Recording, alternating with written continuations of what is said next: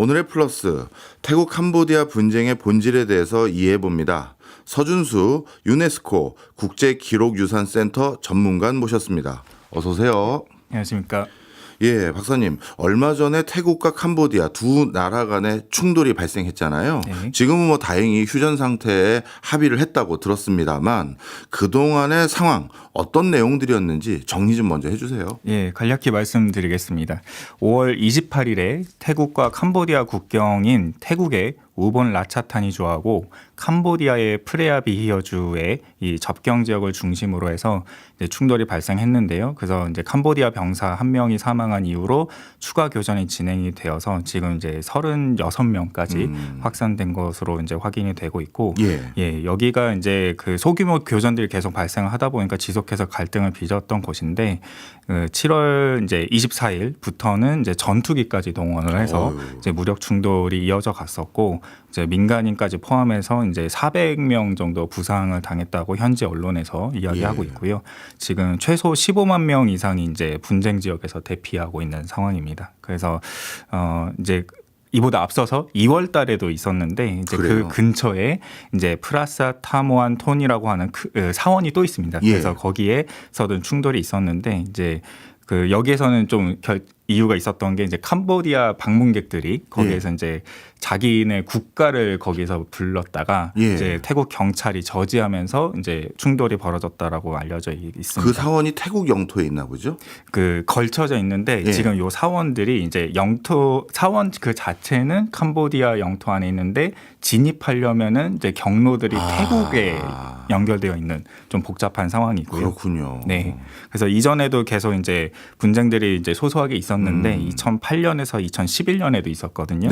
그때 당시에도 이제 28명 정도가 이제 사상자 발생을 했었는데 그 이후로 이제 지금은 더 커진 분쟁이라고 볼 수가 있겠고요. 그래서 현재까지 그 수치는 이제 지금 현재까지 분쟁에서 가장 큰 상황입니다. 그렇군요. 박사님 말씀 쭉 듣고 보니까요. 태국과 캄보디아의 국경에 위치한 사원들 진입로는 태국에 있고 뭐 본당은 뭐 캄보디아에 있고 아니 어떻게 국경을 나눌 때 그런 식으로 나눴을까요? 아예 그냥 이 사원은 네가 갖고 응당의 대가를 우리한테 줘라라든가 뭐 이렇게 해야지 이게 어떻게 이렇게 된 거죠?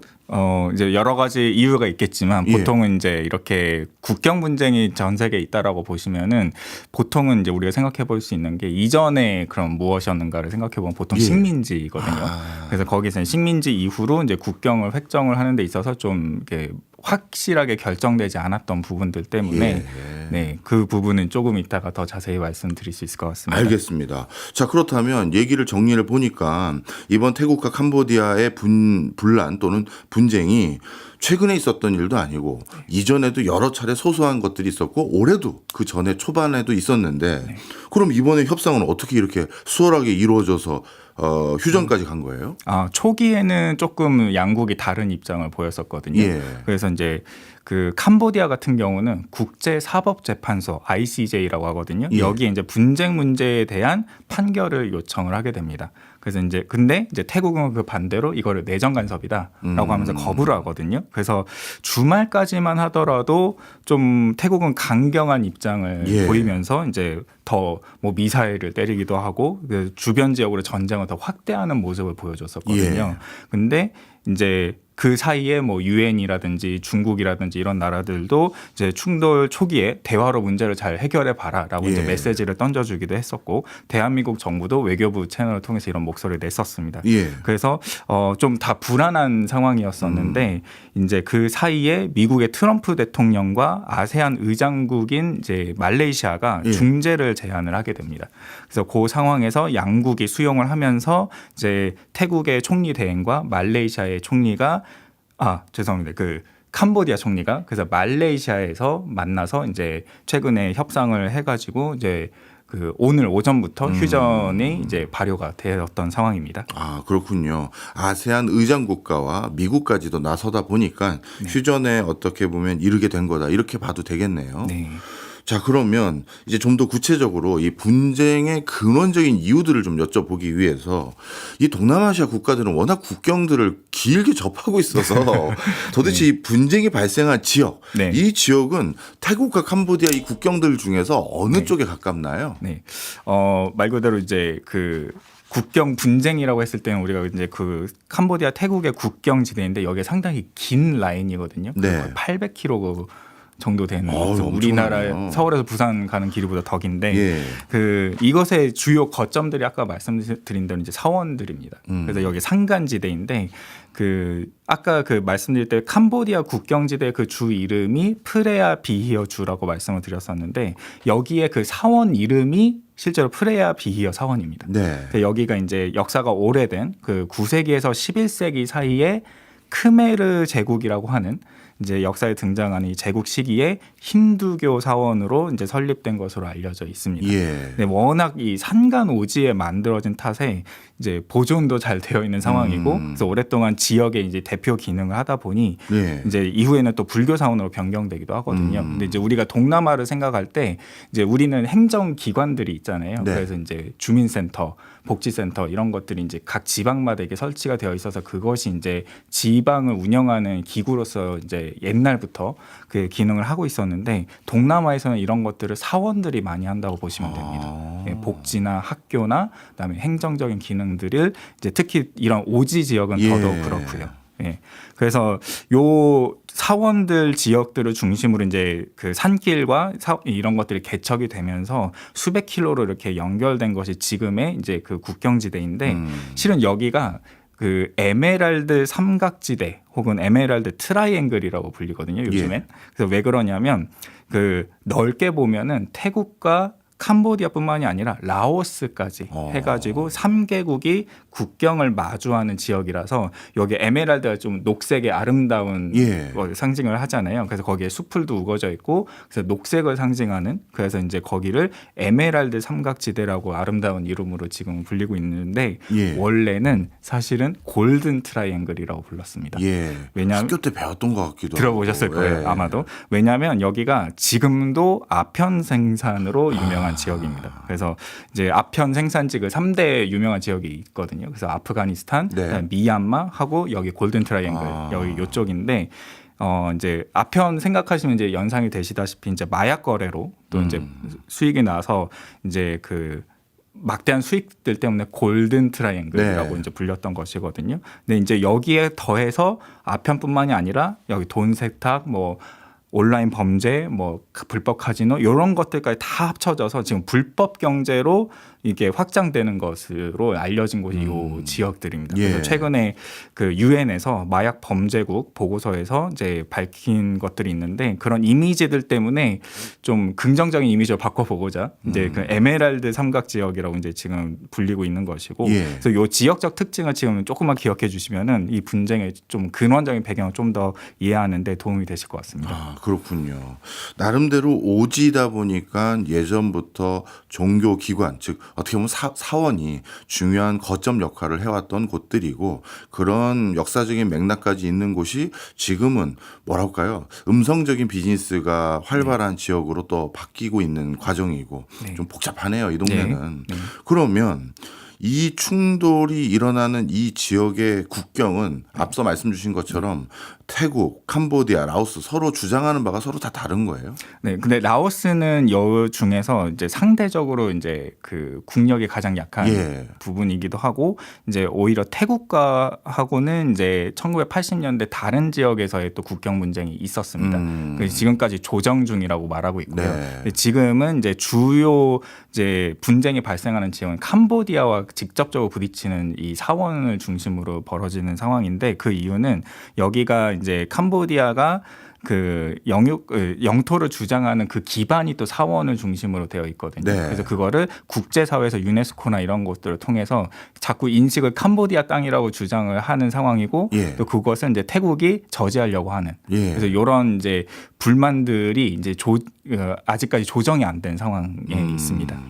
이렇게 국경을 접하고 있는 국가들은 역사적으로도 참 얽히고 설켜서 굴곡진 사이일 것 같아요. 역사적으로 그럼 캄보디아 캄보디아와 태국은 어떤 관계였나요?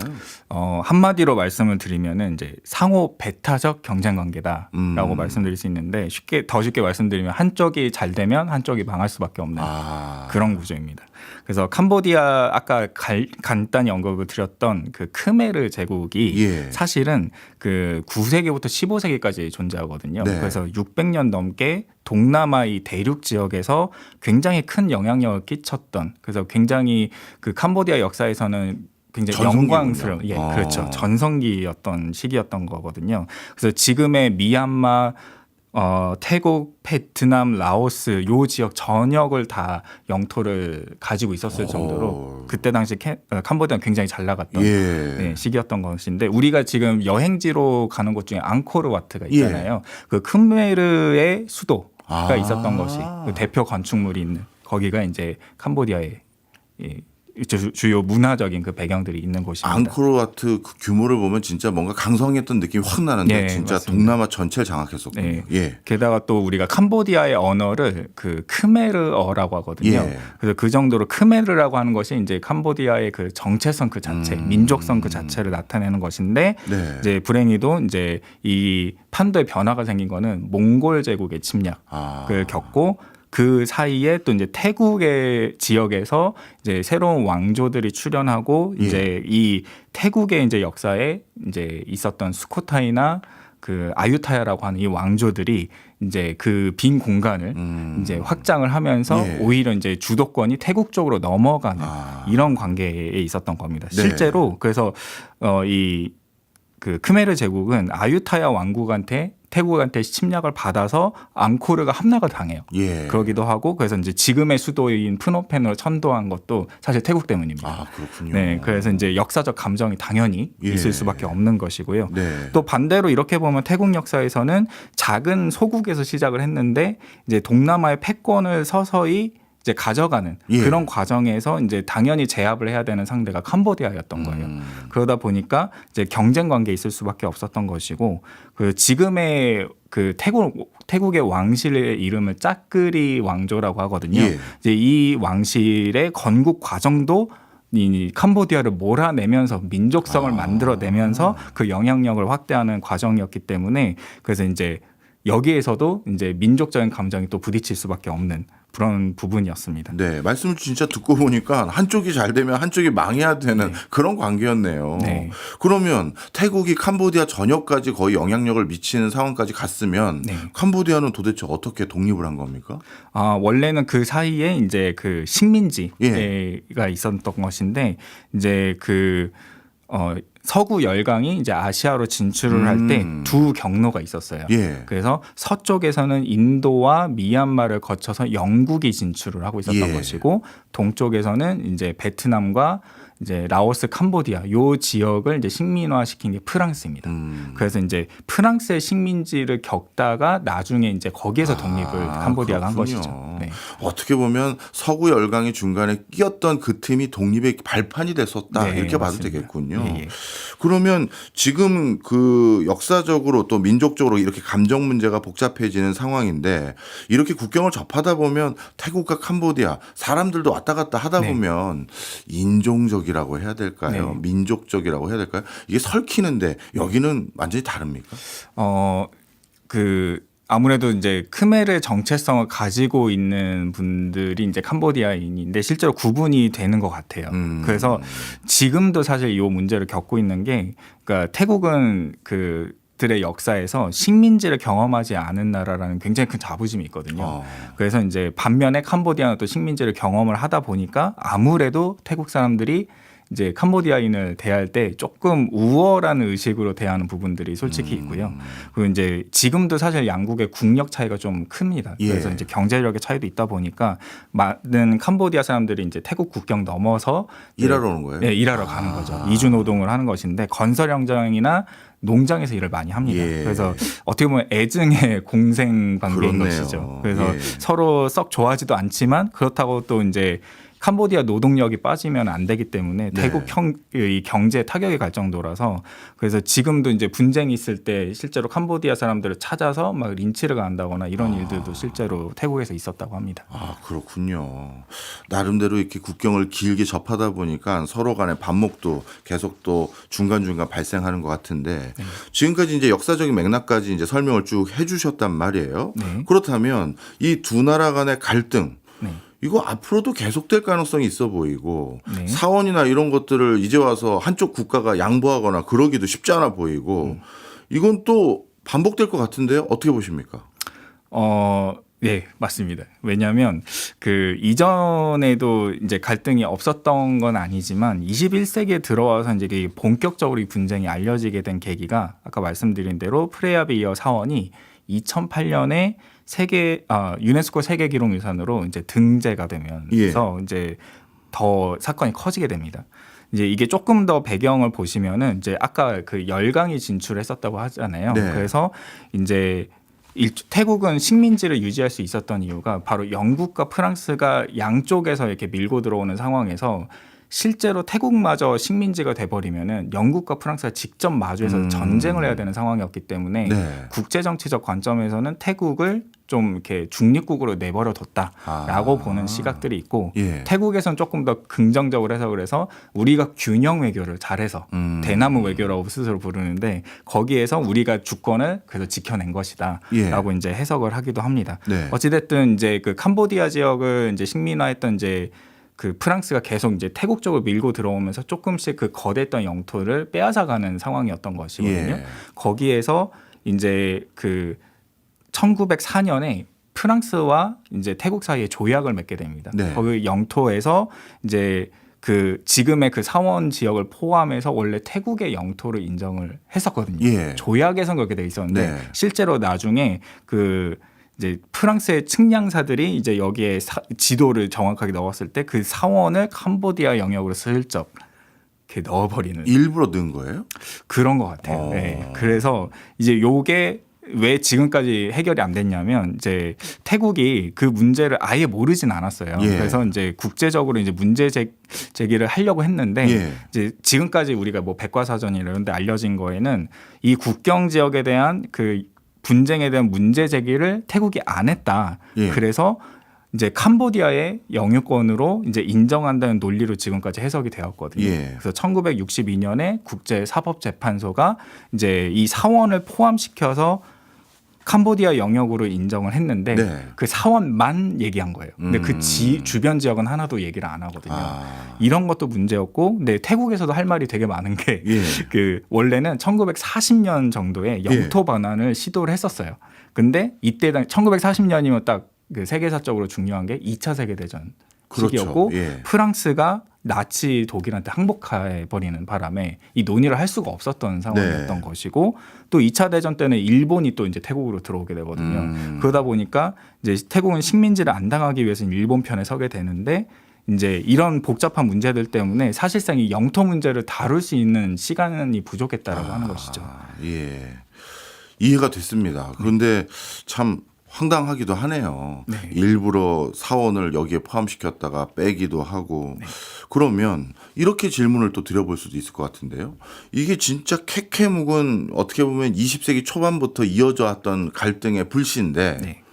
이게 이번에 또 분쟁까지 수위에 올라오게 된 그 계기는 있을 거 아니에요. 네. 그거는 뭡니까? 네, 그래서 이게 더 시끄러워진 거는 이제 사실은 태국의 국경이 이렇게 식민지의 이렇게 진출로 인해서 계속 이렇게 땅을 빼앗기는 형식으로 지금의 영토가 만들어지다 보니까 태국 사람들도 굉장히 불만이 있고 역사적으로 그래서 지금 동서남북이 사실 다 시끄럽습니다. 아, 그래요. 네, 그래서 북쪽에는 라오스하고 아까 분쟁이 있다고 말씀을 네. 드렸었고요. 그다음에 지금 동쪽은 지금 캄보디아하고 있는 것이고 서쪽에서는 그 미얀마 지금 이제 또 굉장히 시끄러워서 난민들이 또 오고 있습니다. 남부 지역은 또 이슬람교인들이 많이 사는 지역이에요. 네. 태국이 이제 불교 국가인데, 네, 그러다 보니까 동서남북이 다 지금 영토 문제, 민족 문제로 굉장히 시끄러운 상황인데, 특히 이 지역은 아까 말씀드렸듯이 이제 이 사원을 캄보디아가 유네스코의 그 유산으로 등재를 했다는 의미는 세계적으로 캄보디아의 영토라고 하는 인식을 계속 심으려고 하는 그렇네요. 부분들도 있는 것이죠. 예. 그러다 보니까 이제 직접적으로 태국은 여기에 대해서 반발을 이제 하게 된 것이고, 아까 말씀드렸던 것처럼 이제 좀 과격한 시위대가 가서 이거에 대한 불만을 제기하기도 하면서 계속 충돌이 있어 왔던 겁니다. 네. 근데 거기에서 유독 이 사건이 더 커지게 된 거는 최근에 또 양국의 국내 정치 상황이 또 더 이 문제를 키워가는 측면도 있습니다. 알겠습니다. 앞서 1부에서는 태국과 캄보디아의 역사적 맥락과 그리고 최근 일어났던 분쟁이 어떤 시간적인 상황으로 전개됐는지 이 부분에 대해서 자세히 설명 주셨는데요. 그러면서 마지막에 태국과 캄보디아의 국내 정치 상황이 이번 분쟁을 키운 면도 있다, 이 말씀을 주셨거든요. 그 부분부터 설명을 좀 해주세요. 네, 사실 이 사건은 이제 태국과 캄보디아의 21세기 정치를 그대로 보여주는 사건이기도 합니다. 네. 그래서 이 사건을 제대로 이해하려면은 태국에서 한 인물로 시작하게 되거든요. 예. 네, 그게 태국의 총리였다가 직무가 지금 정지당한 패통탄 친나왓이라고 하는 분의 아버지입니다. 예. 아버지 이름이 이제 탁신 친나왓이라고 하는데, 아마 이제 오랫동안 이것을 관심 있게 보신 분들은 아마 아실 건데요. 네. 이 사람을 중심으로 보면은 태국의 21세기 정치사가 정리가 될 정도로 그래서 굉장히 중요한 인물입니다. 네. 이분은 원래 집안도 좀 사는 편이긴 했는데 시작은 좀 평범한 경찰관이었습니다. 예. 그러다가 90년대에 이제 이동통신 사업 에 이제 뛰어들면서 엄청난 사업 수완을 발휘해서 단기간에 재벌이 됩니다. 네. 그래서 이제 이후에 하원 의원이 되었다가 자기가 정당을 스스로 이제 만들어서 태국 정치에 뛰어들게 되죠. 예. 그래서 이제 태국 유권자들이 특히 이 탁신이라고 하는 인물에 거의 열광을 하게 돼요. 왜냐하면은 공약을 하면 반드시 지킨다라는 것 때문이었습니다. 이전에 태국 정치에서는 그런 게 없었거든요. 네. 근데 굉장히 신선했던 인물로 보여지는데, 요즘은 이제 뭐 포퓰리즘이라고 이제 비난도 받았지만 어찌됐든 당시에는 굉장히 파격적인 정책을 펴게 됩니다. 대표적인 게요, 30바트 의료보험입니다. 네. 네, 그게 뭐냐면 30바트로 전 국민이 이제 그 국가 의료보장 제도를 다 혜택을 받게 하는 거였거든요. 네. 지금은 2010년대부터 동남아에서 이제 이런 국가의 의료보장들이 다 도입이 됐었는데, 이거는 2002년이니까 굉장히 이른 시기에 태국이 도입을 한 것이죠. 예. 30바트 얼마인지 아세요? 얼마나 되나요? 네, 그 당시의 환율로 생각하면은 1,000원 정도입니다. 이야, 1,000원에 네. 전 국민 의료보험 혜택. 예, 그래서 굉장히 혁신적일 수밖에 없는 것이고요. 이게 생각보다 좀 치밀한 부분이 보통 이제 가난한 빈민들을 위한 복지 서비스라고 이제 생각을 하게 되는데, 그것도 맞지만 실상 이 혜택이 다수의 국민들에게 피부로 와닿았던 정책이었기 때문에 예. 이게 그러니까 태국 인구의 99%가 다 이 혜택을 예. 받게 되는 거였습니다. 그래서 특히 노동자나 근로자들이 이제 굉장히 태국에도 많을 거잖아요. 근데 수입이 약간 애매한 구간들이 항상 있어요. 그래서 이제 소득 수준이 아예 현저히 낮아버리면, 빈민이면은 국가의 지원을 제대로 받는 경우도 있지만, 애매하게 약간 높아서 지원을 받을 수 있는지 없는지 약간 애매한 구간들이 곧 존재하게 되는데, 특히 태국의 많은 국민들이 이런 구간들이 굉장히 많이 있습니다. 그래서 이제 이런 사람들의 비중이 크다 보니까 농촌이든 도시든 혜택을 그동안 받지 못했던 사람들이 이제 대거 여기에 편입이 될 수밖에 없었던 부분이 있고요. 그리고 이제 이게 또 하나 장점이 이제 전 국민을 대상으로 하는 정책이기 때문에 낙인이 없습니다. 네. 네, 그래서 가난의 어떤 그 징표가 아닌 전 국민 대상으로 그 의료보험 카드가 나왔었어요. 네. 이제 우리나라도 옛날에 보시면 종이로 된 그 의료보험증이 있었잖아요. 예. 근데 그거하고 비슷한 것인데, 이런 정책이 제대로 먹혀 들어간 것이죠. 네. 그래서 최근에 저도 이제 그 태국을 다녀왔었는데, 그 국영 방송에 의하면 태국 인구의 절반이 사실상 빈곤층이라고 봐야 된다라고 이야기를 하거든요. 네. 예, 왜냐하면 전 인구의 50%가 이제 태국의 전체 수입의 10%밖에 차지를 못하는 상황이기 때문에, 그래서 다수를 상대로 하는 이런 정책적인 공약들이 이제 사람들이 열광할 수밖에 없었던 부분이 있었습니다. 네. 그래서 이 탁신이 또 굉장히 머리가 좋았던 게 이런 그 대중에 영합하는 정책도 잘 폈지만 예. 재계나 민주계 등 다양한 집단에서 인사들을 이제 영입을 하게 되거든요. 그래서 이제 문제는 탁신이라는 사람 자체가 그렇게 민주적인 사람은 아닌데, 예. 근데 이제 그 이 사람이 집권할 때 사실은 민주주의 관련 수치가 낮아질 정도로 좀 독단적인 정책을 예. 펴기도 했었습니다. 근데 또 문제는 이분이 집권을 하면서 이제 왕실과도 미묘하게 갈등 구조를 만들어내기도 하고요. 네. 그래서 이제 이러다가 이제 2004년에 이분이 이제 유엔 총회로 이제 해외로 순방 나가 있는 사이에 군부가 쿠데타를 일으킵니다. 예, 그래서 이제 뒤집어지죠.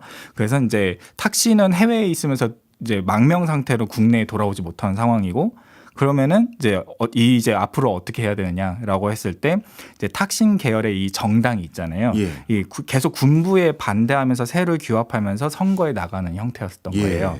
그래서 이번에는 탁신의 막내 여동생이 있습니다. 예. 잉락 친나왓이라는 사람이 예. 이 정당을 이끌면서 선거에서 또 승리를 해서 이번엔 여동생이 총리를 하게 되는 예. 상황이 되거든요. 그래서 정치면에서도 나쁘지 않았던 것 같아요. 그런데 결국 이분도 오빠를 이제 그 법적으로 사면하려고 하는 그 무리수를 뒀다가 또 군부 쿠데타가 2014년에 일어나서 해외로 도망하게 됩니다. 예. 그래서 이제 이때 그 잉락 총리가 열차를 타고 도망간 루트를 제공해주고 또 탁신 그 오빠를 경제 고문으로 받아줬던 게 바로 캄보디아의 훈센 총리였어요.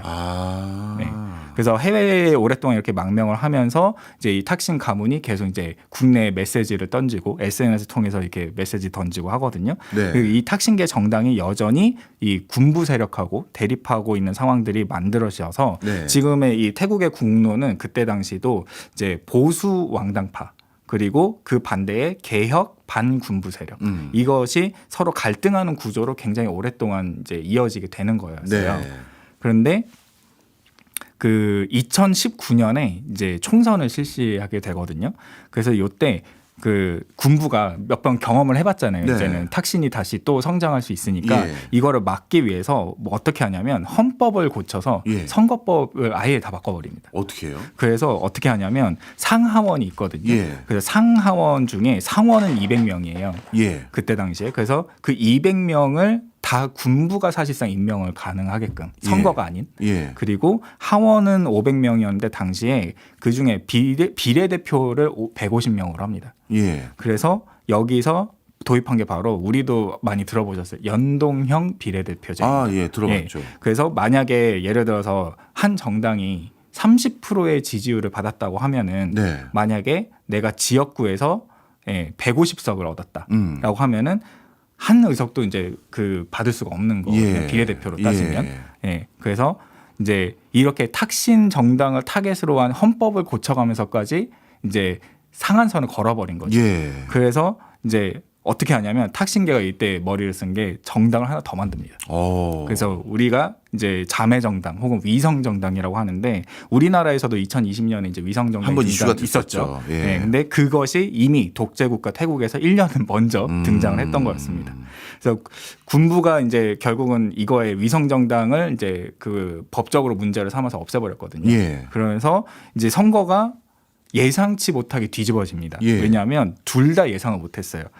군부도 아니고 이 탁신계 정당도 아닌 제3정당이 돌풍을 일으키게 됩니다. 예. 왜냐하면 지금 아까 두 세력 간의 갈등이었다고 했잖아요. 네. 이제 군부와 반군부, 뭐 개혁과 보수 이렇게 해가지고 대립구도에 이제 사람들이 지친 거예요. 이미 2000년대 초반부터 이런 일이 있었으니까 거의 20년 가까이 되다 보니까 유권자도 이제 지친 거죠. 예. 그래서 그야말로 이제 돌풍을 일으키는 이제 신생 정당. 창당된 지 1년도 안 된 네. 그 청년들이 대거 이제 지지했던 제3당으로 이제 몰리게 됩니다. 예. 그래서 이제 이 정당이 38%를 득표를 하게 되면서 예. 이제 3등이 되는데 근데 불행히도 이제 내각을 구성하려면 이제 선거 이후에 그 전체 이제 구성 중에 만약 700석이다 하면 과반수를 넘어야 되잖아요. 예. 근데 이미 상원 의원만 200명이 다 군부가 이제 뽑아줘야 되니까 예. 그러니까 이 반대 세력에서는 내각을 구성하기가 굉장히 어렵죠. 근데 군부 입장에서는 200석은 그냥 기본으로 가져가면서 예. 그러면서 이제 그 집권을 하기가 쉬웠던 부분이고요.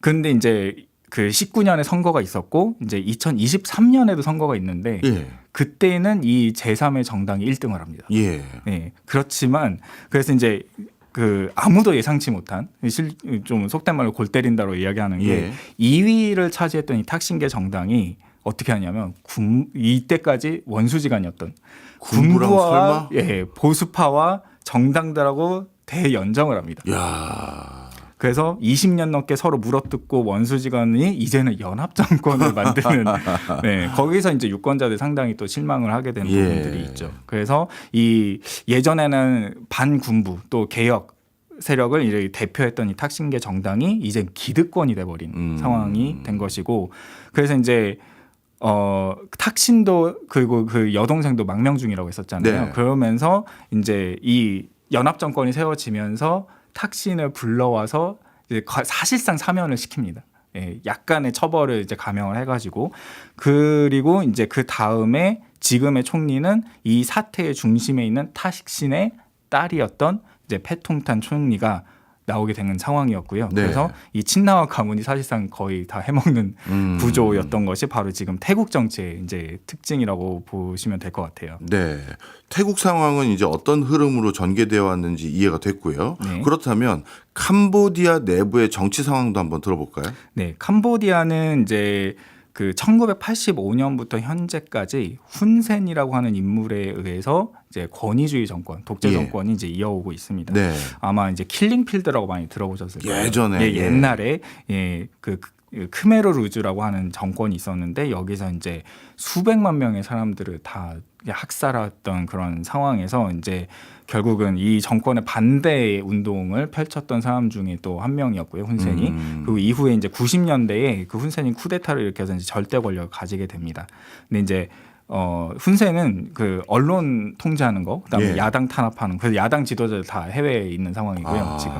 그래서 이제 독재 정치를 이어가는 상황이고, 그리고 이제 중국과의 긴밀한 관계를 이제 계속 구축해 가면서 또 정권의 정당성을 이제 계속 이어가고 있고, 그래서 실제로 중국하고 굉장히 가까운 관계를 유지하면서 이제 지원을 받게 됩니다. 예. 미국한테는 제재를 받고 있거든요. 그래서 이제 지금도 프놈펜이나 수도 외곽에 이제 신도시 개발하는 거, 마을 같은 거 보면 전형적인 중국 마을로 될 수 있을 정도로 이런 예. 상황이고요. 그리고 이제 최근에는 2023년에 이제 아들이었던 훈 마넷이라고 하는 인물에게 이제 총리직을 세습하고 이런 상황인데 이제 전반적으로 이제 캄보디아의 정치 구조는 훈센 가문이 대부분 다 장악하고 있다 예. 봐도 이제 무난할 것 같습니다. 그러면 이 훈센이 이번 그 태국의 지금까지는 어떻게 보면 가장 정치 세력의 중심에 있는 사람이고 네. 아까 캄보디아에 그리고 태국도 설명을 주셨고요. 네. 이번 분쟁이 이 내부의 양쪽의 정치 상황과 네. 어떻게 관계가 있는 네, 거예요? 그래서 이제 이 배경을 놓고 생각해 보시면은 이제 이해가 되실 것 같은데 그 이 사건이 좀 커지게 된 결정적인 사건이 예. 그 패통탄 총리와 네. 훈센 상원 의원 사이에 통화 녹음 이 녹취록이 일부가 공개가 되면서 사건이 터지게 됩니다.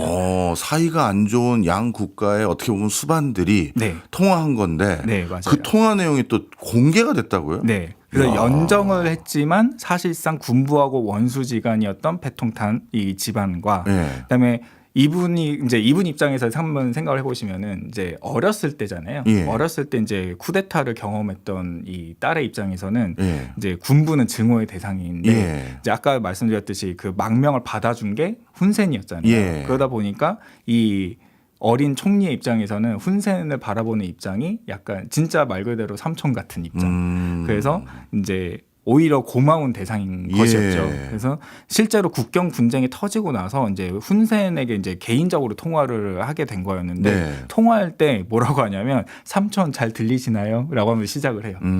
진짜 삼촌이라고 불러요. 그래서 그러면서 얘기하는 게 반대편에 있는 사람의 말을 듣지 마라. 그들은 멋있게 보이고 싶어서 국가에 도움이 안 되고 그들의 말 때문에 삼촌을 화나게 하고 싶지 않다. 삼촌이 원하는 대로 해드리겠다. 이렇게 얘기하는데 그들이 바로 네. 군부를 얘기하는 거거든요. 그러니까 이 통화 내용이 이제 유출이 되었는데 6월 15일 날 유출이 됐는데 이게 훈센에서 유출을 시킵니다. 일부러 그럼 유출한 거예요? 의도가 있다고 보는 거예요. 네. 그래서 이제 어찌됐든 여기에서는 그 이제 태국 국민들이 이거를 접하다 보니까 당연히 분노할 수밖에 없거든요. 예. 왜냐하면 아무리 그 이제 서로 국내에서는 서로 싸우는 입장이라 하더라도 이제 국익의 앞에서는 사실은 같은 입장에서 싸워야 되는데 네. 적국의 수반한테 삼촌이라고 부르면서 저 자세로 원하는 대로 해드리겠다 이렇게 얘기하는 거는 나라를 팔아먹는 이런 생각으로 할 수가 있겠죠. 당연히 그렇게 생각할 수 있죠. 네. 그래서 실제로 연정의 파트너 중 하나였던 이제 주요 정당 중에 보수당이 이제 연정에 탈퇴하는 상황도 네. 만들어지고요. 근데 지금 정권이 무너질 위기입니다. 그 보수당이 군부 정당인 건가요? 아니면 군부 정당도 있는데 네. 보수 정당도 또 껴 있군요. 있거든요. 그 중에 일부가 탈퇴를 한 겁니다. 네. 어떻게 보면 사실 태국의 집권 세력이 네. 지금 표면적으로는 옆에 나라와 대치 상황에 놓여져 있고 국민들의 감정의 골이 더 깊어지고 있는 상황이었는데 실제 실상은 전화 통화해서 아유 뭐 잘 해결해 드릴게요. 원하는 거대로 처리해 드리겠습니다. 옛날에 신세진 것도 있고 삼촌 이렇게 얘기한 게 그냥 공개가 돼 버린 거네요. 그렇죠. 그러면 훈센이 만약에 이걸 공개했다면 훈센은 이걸 공개해서 뭘 얻죠? 왜냐하면 본인이 원하는 대로 해결해 주겠다라고 태국의 지도층이 얘기했는데 공개해서 뭘 얻는 거예요? 거기에는 두 가지 지금 예측을 하고 있거든요. 경제적인 이유와 정치적인 이유가 있습니다. 그래서 정치적인 이유를 먼저 말씀을 드리면 아까 훈마넷이라고 하는 아들한테 세습을 했다고 했잖아요.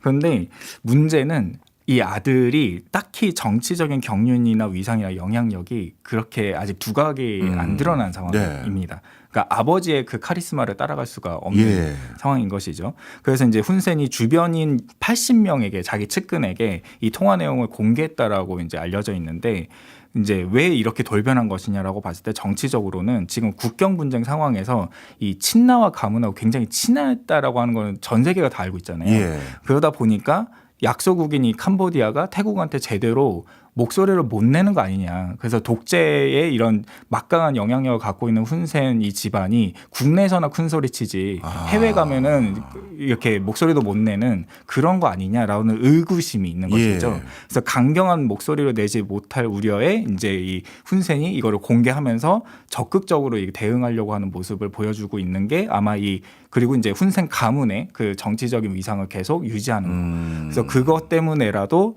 지금 현상을 보면은 훈센이 잘 선택을 했다라고도 볼 수 있는 부분이 국민들이 엄청나게 지금 지지를 하고 있는 거예요. 그렇군요. 지지층 결집하는 효과가 되는 것이죠. 그렇겠죠. 옆에 있는 태국이라는 동남아의 어떻게 보면 주도권을 가지고 있는 국가에게 오히려 삼촌 소리를 듣고 있었었고 오히려 태국의 지도층이 편의를 다 봐주겠다라는 듯한 통화 내용을 했다라는 게 공개됐으니 당연히 훈센 대단하네 이런 생각 가질 것 같은데요. 또 다른 이유는 뭔가요? 경제적인 이유. 경제적인 이유는 이제 이거는 이제 망명을 갔던 캄보디아 야당 대표의 이제 주장이 좀 많이 들어간 부분인데 그 국경 지역이 아까 말씀드렸던 것처럼 그 골든 트라이앵글로 불렸다고 했잖아요. 근데 실제로 여기 카지노가 많습니다. 그래서 이제 썰에 의하면은 이제 그 훈센이 막강한 영향력을 가지게 되면 권력에는 항상 그 돈이 필요하잖아요. 그렇죠. 근데 그런 수입이 주로 어디서 났는가를 봤을 때 공식적으로도 이제 프놈펜 수도 지역에 이제 카지노와 이제 리조트 운영 사업권에 대한 그 독점권을 훈센이 주는 방식으로 되어 있거든요. 그래서 그렇게 해서 운영을 하고 있는 곳이 있고 그 실제로 이제 그 공식적으로도 이 카지노 운영 사업권을 가진 그 대표가 이제 훈센의 고문을 역할을 하기도 합니다.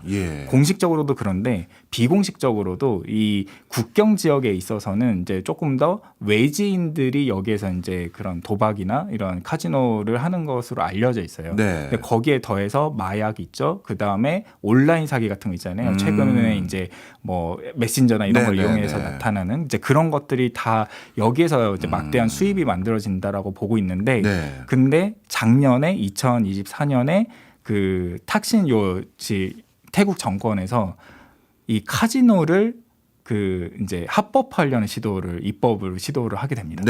왜냐하면 이제 관광대국이잖아요. 태국이. 그래서 이제 막대한 수입을 좀 시너지를 내기 위해서는 어떻게 보면 이제 이 카지노를 합법화함으로써 조금 더 그것을 이제 경제적인 효과를 누릴 수가 있고 또 관련된 직업군을 창출해내는 거 이런 것들이 다 연결이 되었는데 요게 이제 이전까지는 훈센 가문과 친나와 가문이 이제 접점이 없었잖아요. 충돌할 접점이 없었는데 이것 때문에 이제 본격적인 그 갈등이 생긴 게 아닌가라고 보고 있습니다. 어떻게 보면 태국이 인근 지역에서 카지노를 합법적으로 굉장히 크게 육성을 해버리면 네. 훈센 입장에서는 자신이 정권을 유지할 수 있는 경제적 기반이 흔들리게 되니까 네. 그게 충돌이 될 수 있는 요지가 네, 된 맞습니다. 거군요. 네. 이제 확실히 또 이해가 됐습니다. 네. 자, 그러면 이런 상황을 바라보고 있는 여타 국제사회의 반응들 그리고 국제사회도 뭔가 역할을 할 것 같은데 네. 그건 뭔가요?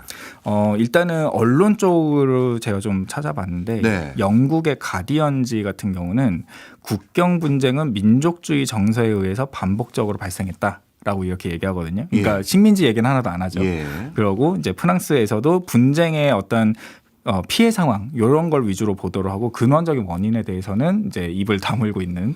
지들이 옛날에 했던 일은 얘기 안 하고. 그렇죠. 그리고 이제 중국에서는 초창기에는 이제 그 외교부 정례 브리핑으로 이제 대화를 통한 해결을 이제 촉구한다라고 했는데 실제로 최근에 이제 휴전 협상 이제 들어가게 됐을 때 이제 본인들도 사절을 보내서 여기에 중재 활동에 참여를 하게 돼요. 네, 그런 상황이고 이제 아세안에서는 이제 기본 원칙이 이런 분쟁에는 크게 개입하지 않는다라는 주의가 있거든요. 불간섭주의라고 하는데 그럼에도 이제 의장국인 말레이시아가 양국에 이제 자제를 촉구하면서 이제 그 중재를 하겠다라고 했었거든요. 근데 이제 초창기에는 그래서 이 중재안을 사실 세국이 안 받아들였어요. 예. 그러다가 이제 아까 말씀드린 대로 미국과 이제 국제사회 전반적으로 이걸 이제 촉구를 하게 되면서 이제 말레이시아의 이 중재안을 또 받아들여서 최근에 이제 이 딜이 이루어진 게 이제 어제 그 상황이었습니다. 네. 네. 그리고 우리나라에서도 이제 뭐 외교부를 통해서 이제 사태를 평화적으로 해결하기를 촉구한다 이런 식으로 메시지를 냈습니다. 네, 그렇군요. 트럼프 대통령은 왜 나선 거예요? 두 가지로 생각해 볼 수가 있거든요. 예. 첫 번째로는 이제 지금 이제 트럼프 개인의 입장에서는 예. 지금 이제 국내 정치적 상황이 굉장히 위기 상황입니다. 왜냐하면 앱스타인 사건이라고 해서 들었습니다. 굉장히 위기에 몰려 있고 뭔가 이제 새로운 치적을 쌓아야 되는 상황이 있었는데 그게 주요한 것이 이제 지금 관세 정책하고 이제 분쟁 해결에 대한 부분이거든요. 근데 이제 트럼프 대통령의 입장에서는 목소리 내기가 아주 좋은 게 이미 양국 간의 교전이 이제 발생을 했고 어느 정도 태국 군부의 입장에서는 이제 친나와 가문과 차별화되는 강경책을 쓰면서 어느 정도 일을 크게 만들어 놓고 이제 정리하는 모습을 보여주면은 이제 그거에서 태국 국민들이 지지를 할 거잖아요. 근데 그 타이밍에 딱 맞게 트럼프 대통령이 휴전하자라고 얘기를 하는 겁니다. 그래서 받아들이기 쉬워진 타이밍에 거네요. 아주 딱 맞게 되는 부분이 있었기 때문에 이제 미국의 개입이 아주 적절했고 또 중국도 여기에서 이제 똑같이 중재를 이제 참여하겠다라고 하다 보니까 분위기가 딱 맞닥뜨려졌다고 볼 수가 있겠습니다. 이해했습니다.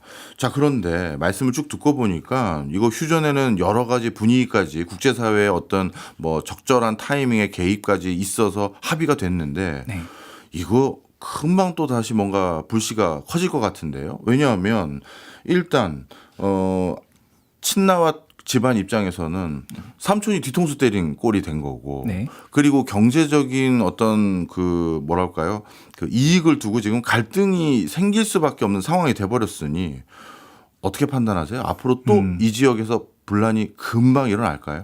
지금은 휴전에만 합의를 했거든요. 그러니까 직접적으로 전쟁을 일으키지 않겠다라고 하는 부분에서는 이제 효력이 발휘가 된 것이고 그리고 이제 사실은 객관적으로 봤을 때 캄보디아의 전력이 확실히 약합니다.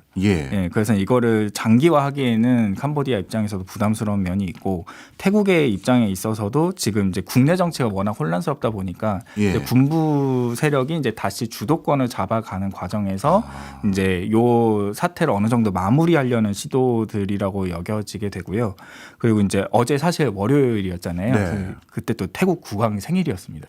딱 맞춰서 또 평화의 어떤 분위기를 만들어주는 부분이 필요했고요.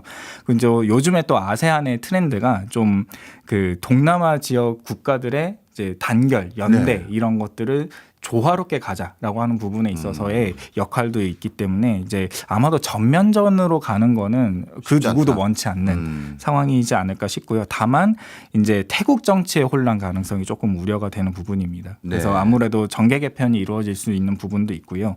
그리고 이제 아까 말씀드린 것처럼 이제 이 양대 세력의 갈등뿐만이 아니라 새로 성장하는 이제 그 신생 정당들도 있고 하다 보니까 여기에서 이제 충돌들이 좀 예상이 되고 친나와 가문은 지금 이제 위기에 몰렸기 때문에 이제 정치적인 위기 속에서 어떻게 이제 또 생존할 것인가에 대한 고민을 해야 되는 상황이 될 것 같아요. 네, 알겠습니다.